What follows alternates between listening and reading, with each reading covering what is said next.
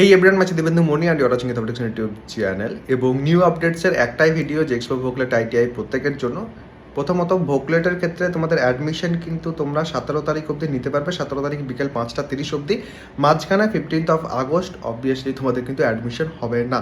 15th August কিন্তু পালন করা হবে, তো সেই কারণে সেদিন কিন্তু অ্যাডমিশন তোমাদের হবে না, এটা কিন্তু মাথায় রাখবে। এবং তার সাথে সাথে তোমাদের পলিটেকনিক ফার্স্ট ইয়ার মানে তোমাদের যে এক্সপো, তার সাথে আইটিআই ই এবং আইটিআই এম এর ক্ষেত্রে তোমাদের কি হবে না, থার্ড ফেজের কাউন্সিলিংয়ের যে রেজাল্ট সেটা এখানে শুন বলা হয়েছে, ঠিক আছে? অ্যানাউন্স হবে খুব তাড়াতাড়ির মধ্যে। এবার এই খুব তাড়াতাড়িটা কোনো কিন্তু সময়সীমা তো নয় যে আজকেই হবে না কালকেই হবে না কখন হবে, কারণ তোমার জন্য যেটা তাড়াতাড়ি সেটা অন্য কারোর জন্য হয়তো দেরিও হতে পারে, বা অন্য কারোর জন্য যেটা তাড়াতাড়ি সেটা তোমার জন্য হয়তো দেরিও হতে পারে, ঠিক আছে? তো সেটা মেজারমেন্ট তো কিছু দেওয়া নেই, তো সেই ক্ষেত্রে আমাদেরকে এখন কিন্তু অপেক্ষা করতে হবে। তো এই ছিল তোমাদের নতুন আপডেট। আর তার সাথে সাথে যারা ফার্স্ট সেমিস্টারে ভর্তি হচ্ছে পলিটেকনিকে, তাদের প্রত্যেককেই কিন্তু ম্যাথমেটিক্স, ফিজিক্স, কেমিস্ট্রি এবং কমিউনিকেশন স্কিলস এন্ড ইংলিশ এই 4টে সাবজেক্ট কিন্তু পড়তে হবে।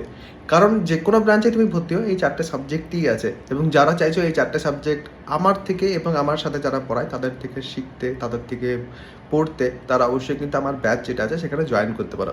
কাইন্ড অফ প্রমোশন, কারণ আমি নিজে সেখানে পড়াই এবং তার সাথে বাকি যে দুজন পড়ায় তার মধ্যে একজন কিন্তু যাদবপুর থেকে এই বছর এমটেক পাস আউট হচ্ছে এবং আরেকজন যে সে কিন্তু সিভিল ইঞ্জিনিয়ার, ঠিক আছে? তো অবশ্যই আমরা চেষ্টা করি নিজেদের মতোভাবে একদম বেসিক থেকে সব কিছু ডেলিভার করার, এবং স্টুডেন্টদেরও কিন্তু সেগুলো ভালো লাগে।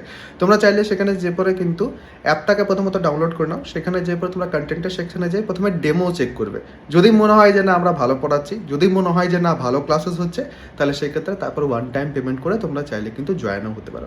তো যাতে যাতে জয়েন হওয়ার অবশ্যই কিন্তু একবার চেক করে নাও, জয়েন হয়ে যাও।